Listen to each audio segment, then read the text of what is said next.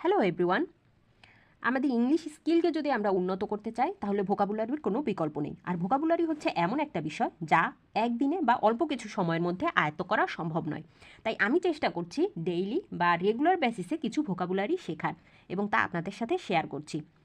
প্রথমেই যেটা আছে সেটা হচ্ছে অ্যাবেরান্ট, ABERRANT। অ্যাবেরান্ট মানে হচ্ছে অস্বাভাবিক বা ডেভিয়ান্ট। অ্যাবেরান্ট মিন্স অস্বাভাবিক বা ডেভিয়ান্ট। অ্যাবেয়েন্স মিন্স স্থগিত অবস্থা বা সাসপেন্ডেড, যেটা আমরা বুঝি।